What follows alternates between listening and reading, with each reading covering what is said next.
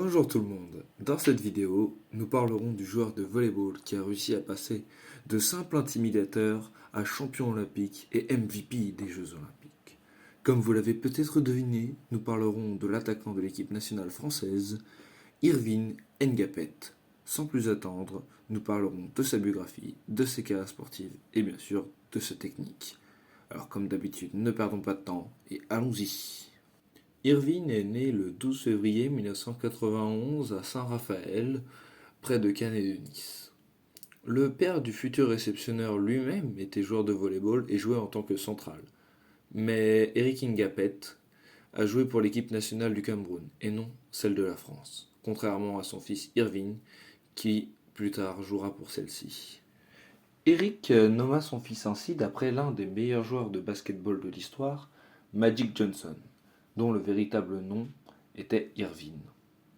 De toute manière, au départ, on ne savait pas quel sport le garçon pratiquerait. Il a commencé par le football, où il s'entraînait avec le défenseur actuel du club français au PSG, Layvin Kurzawa, mais ils n'ont pas pu suivre la même trajectoire de carrière suite au déménagement des Ngapet.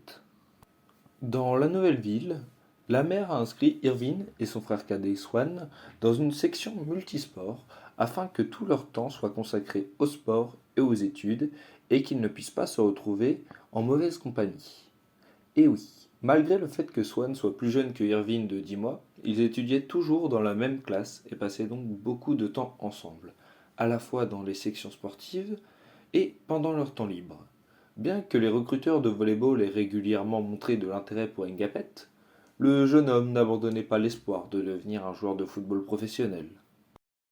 Également, le rap occupait une grande partie de sa conscience à cette époque. Il s'est particulièrement intéressé à celui-ci après la séparation de ses parents et a commencé à passer plus de temps dans la rue car son père seul n'avait pas le temps de s'occuper des garçons. Ainsi, en 2013, Climat avec un K apparaît et sort deux albums, Climatisation et L'histoire se répète. Pourquoi Climat? Le français a été surnommé par ses amis ainsi en faisant allusion au mot climat, car Irvine était tout aussi agité et changeant que celui-ci. En 2016, Ngapet a décidé de laisser derrière lui son surnom d'enfance et signe toutes ses nouvelles réalisations sous le nom d'Irvine. Cependant, grâce à son incroyable talent pour le volleyball, Ngapet a décidé de lier son destin à ce sport en particulier. En tant que sportif pro, Ngapet a naturellement commencé sa carrière en France, où, au fur et à mesure de ses victoires en club, il a remporté la médaille d'or au championnat d'Europe de la jeunesse avec l'équipe nationale française. Après avoir remporté les médailles d'or du championnat français et le titre de MVP du tournoi avec son club, Philippe Blin, qui entraînait alors l'équipe nationale française, a appelé Ngapet à rejoindre l'équipe nationale. Cependant, à ce moment-là, toute la communauté du volleyball a découvert les problèmes de caractère d'Irvine. En raison du fait que le joueur de 19 ans n'a pas obtenu une place dans le 11 de départ lors de la Coupe du Monde qui s'est déroulée en Italie, il a décidé d'exprimer toutes ses revendications de manière brutale envers l'entraîneur en chef. Et bien sûr, il a été exclu de l'équipe nationale pour cela. Cependant, un an plus tard, il est revenu dans l'équipe. Puisque j'ai commencé à aborder le sujet des actes de Ngapet, parcourons maintenant ce chapitre sombre de la carrière du Français. Lorsqu'Irvine a déménagé de la France en Italie en 2011, il a été immédiatement arrêté par la police locale pour possession d'un faux permis de conduire qui lui avait été délivré au Cameroun. 3 ans plus tard, il est reconnu coupable et condamné à une amende de 3100 euros. Mais ce ne fut pas sa dernière mésaventure au volant. En 2015, en tant que joueur reconnu, le Français a renversé 3 piétons et a immédiatement pris la fuite après l'accident. 3 ans plus tard, il est condamné à 1 an de prison avec sursis et privé de son permis de conduire pour la même période. Il aime également les boîtes de nuit, car de nombreuses histoires se sont déroulées également. En 2012, dans l'un des clubs de Montpellier, le Français a été impliqué dans une bagarre, ce qui lui a valu une peine de 3 mois de prison. Mais ça ne s'arrête pas là. L'année 2019 a été également riche en aventures pour lui. Après avoir perdu le match pour la médaille de bronze à l'Euro, Ngapet s'est battu avec Stéphane Boyer au club, bien que selon la version officielle, tout se soit passé dans le vestiaire. À la suite de cette bagarre, Ngapet a menacé que s'il continuait à jouer dans l'équipe nationale, il ne serait plus là. Cependant, à en juger par les Jeux Olympiques et l'Euro, il semble que les joueurs aient résolu leur conflit car Ngapet est de retour dans l'équipe nationale. Ngapet a déclaré même que Steph est son frère et qu'il serait heureux de l'avoir à ses côtés. Irvine poursuit ses aventures en décembre après que le Zénith Kazan ait remporté la médaille de bronze lors du championnat du monde au Brésil. Le joueur de volleyball se serait trompé de personne et aurait giflé une jeune femme locale. Elle n'a pas apprécié le geste et a appelé la police. Pour cet incident, Engapet passera la nuit en prison et devra verser une somme de 11 000 euros à la victime. Peu de temps après, Engapet a également réussi à quitter arbitrairement son équipe après le match contre Berlin. Il avait retrouvé suffisamment de ses amis français et avait ressenti le manque de sa famille. Il a donc décidé de prendre le premier vol pour Poitiers sans demander la permission à la direction. Ce sont les joueurs de Zénith qui ont pris sa défense et convaincu Vladimir Alekno de ne pas expulser le français du club. L'histoire concernant la famille semblait assez convaincante, mais il est curieux de constater que cela a coïncidé avec des allusions faites à l'excès de poids de Engapet. Cependant, cela n'a guère influencé la décision d'Irvine de partir. D'ailleurs, ce départ immédiat pour rejoindre sa famille n'était pas le premier du provocateur hors norme au cours de sa carrière. Pour la première fois, il a effectué une manœuvre similaire en 2014. En début de saison, Eric Engapet était à la tête de Kuzbas de Kemerovo. Après plusieurs années d'interruption, il souhaitait se réunir avec son fils et espérait vivement qu'Irvine l'aiderait en Russie. Cependant, malgré les conditions de vie luxueuses et de salaire élevés, Engapet a quitté l'équipe en raison de douleurs dorsales. Mais tout comme avec le Zénith, il n'est pas revenu par la suite. Cependant, il s'est avéré que tout allait bien avec le dos du joueur de volleyball. Ce n'était pas le problème. Avant même de déménager à Kemerovo, et malgré les avertissements de son père, Irvine a décidé de devenir père à l'âge de 22 ans. Il est probable que le jeune homme ait été influencé par sa femme âgée de 29 ans. Eh bien, étant donné qu'elle ne voulait pas vivre dans le climat rigoureux de la Sibérie et qu'elle ne se pressait pas de rendre visite au père de son enfant à naître, Engapet devait constamment voyager en France pour rendre visite à sa femme. Ensuite, Engapet, le fils, a commencé à critiquer les médecins incompétents de Kemerovo en affirmant qu'il ne voulait pas le laisser assister à l'accouchement, bien que son père, Eric Engapet, ait démenti ces informations. Le père du joueur de volleyball a tenté en vain d'appeler son fils, et si Irvine n'avait pas disparu à ce moment-là, peut-être que son père, Eric, aurait pu atteindre des sommets plus importants en Russie.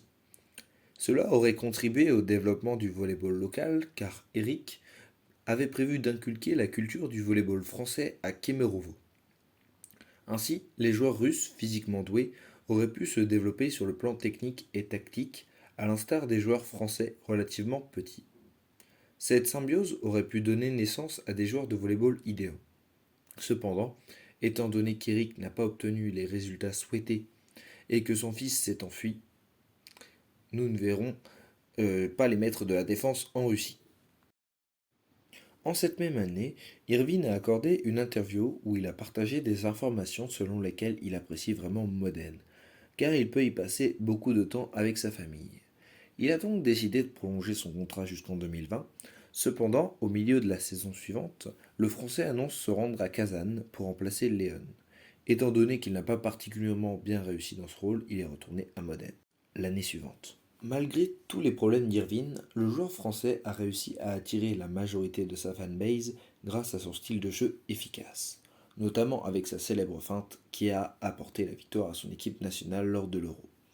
Peu importe comment on perçoit Engapet, lorsque celui-ci est motivé, il peut être considéré comme le meilleur joueur du monde, comme il l'a clairement démontré lors des Jeux Olympiques de Tokyo, où il a été reconnu comme le MVP après la victoire de la France et l'obtention de médailles d'or.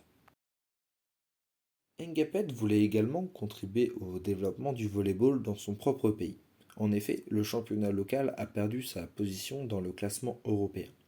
Les joueurs de l'équipe nationale française ne sont mentionnés que lorsque les grands tournois internationaux commencent. Je ne m'étendrai pas sur les réalisations personnelles et collectives du français en détail, car je voudrais passer rapidement à l'analyse de sa technique.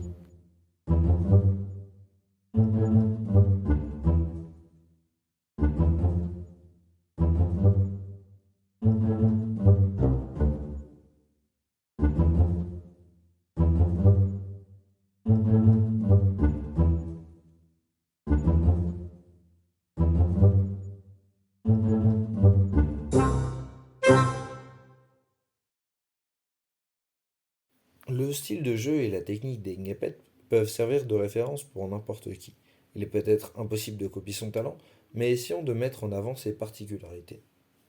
La plupart des gens adorent Engapet pour son style de jeu inhabituel et audacieux. Il est vrai qu'une telle chose inhabituelle semble impossible à être inventée dans le volley. Je propose donc de commencer par la réception. Contrairement à son collègue de l'équipe nationale, le libéro Genia Grebennikov, qui bouge activement ses pieds pour que le ballon se trouve devant lui, Irvine préfère utiliser la rotation de tout son corps pour obtenir le résultat souhaité. Cela signifie que, au lieu de bouger les jambes pour se mettre dans une position acceptable pour la réception, Irvine utilise ses mains et son corps souple pour définir la trajectoire correcte du ballon.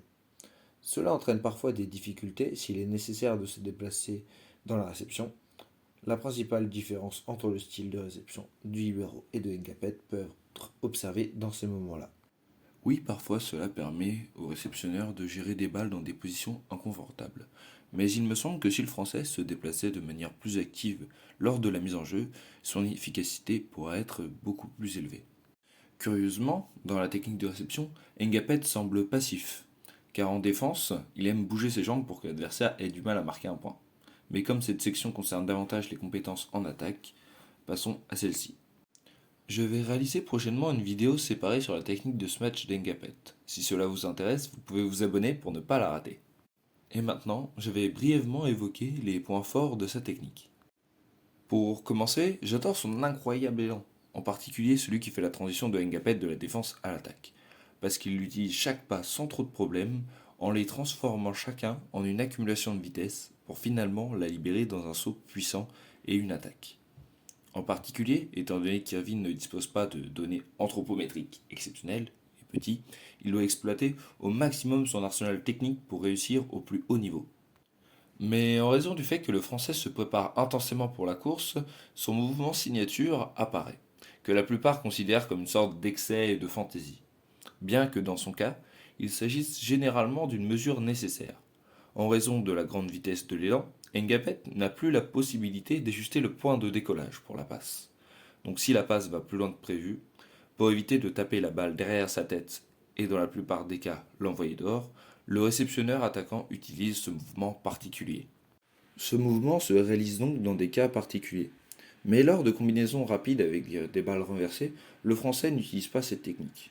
Une autre caractéristique distinctive de l'attaque de Engapet est son annonce corporelle, car presque toujours il démontre avec tout son aspect qu'il attaquera dans une direction diagonale par exemple, généralement de 4 à 5 ou de 5 à 6, mais grâce à une plasticité phénoménale, il peut facilement rediriger les attaques dans une direction ligne, ce qui perturbe souvent les bloqueurs adverses.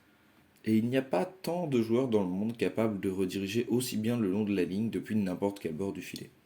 Mais cette technique n'aurait pas de sens si Irvine n'attaquait que le long de la ligne. Donc il est évident qu'il a aussi une attaque puissante en diagonale. Ce n'est pas pour rien qu'il se disperse ainsi. Même s'il attaque encore plus souvent le long de la ligne, la liste des compétences en attaque ici est loin d'être complète. Le réceptionneur attaquant français a une énorme quantité d'options pour des frappes trompeuses et il montre une créativité maximale lorsque son équipe affronte un adversaire de classe inférieure. Il n'y a pas de volonté de travailler dur, surtout en attaque, donc on peut simplement s'amuser avec cela. Mais si l'on prend comme base des matchs contre des adversaires forts, alors les frappes croisées, quand le joueur est sur la ligne avant, sont les plus confortables pour Engapet. De plus, il n'est pas si important que ce soit une attaque directe sur le terrain. Cela peut être une attaque au-dessus des mains. Le français utilise la deuxième option encore plus souvent car il est beaucoup plus difficile de sauver une balle repoussée par un bloc en défense qu'une attaque directe. Donc si par hasard vous allez jouer contre Irvine, je recommanderais de bloquer complètement la direction ligne pour lui. Mais compte tenu de la vitesse actuelle du jeu, ce n'est pas si facile à faire.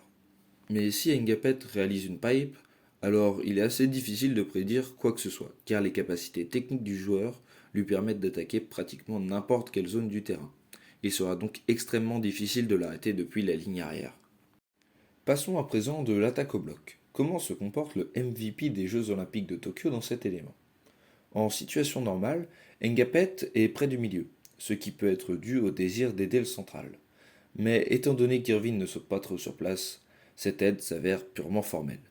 Il me semble qu'il s'écarte de cette position afin de tenter d'atteindre la hauteur de saut maximale.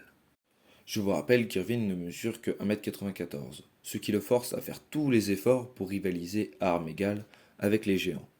Le principal problème avec ce style d'élan est la position finale, car il est assez difficile d'atteindre le point exact où l'attaquant frappera sa balle, ce qui le fait souvent tendre la main et perdre de la hauteur, ou simplement se retrouver écarté des événements principaux de par le flottement qui se crée. Ensuite, le dernier mais non des moindres élément important dans l'arsenal d'Engapet, le service. Le réceptionneur attaquant cause souvent beaucoup de problèmes à l'adversaire de par sa puissance. D'ailleurs, même ici, le français parvient à se distinguer. La plupart des joueurs lancent la balle directement devant eux, mais Ngapet la lance initialement à sa gauche, avec un élan qui commence en dehors du terrain. Et ainsi, vous ne pouvez pas vous attendre à ce que son service vole dans une direction ligne. Cela se produit de temps en temps lorsqu'Irvine lance la balle non loin de lui. Une de ses ruses favorites est la petite roulette dans la 6ème zone.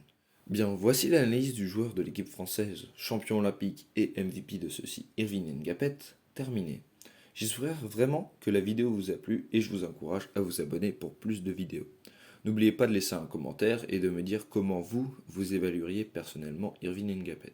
Je serais intéressé de connaître vos opinions sur le sujet. Cette vidéo a été traduite depuis la vidéo de Volleyball Analytics avec son accord. Je vous invite donc, si vous comprenez l'anglais, à aller faire un tour sur sa vidéo qui est un peu plus complète que celle-ci.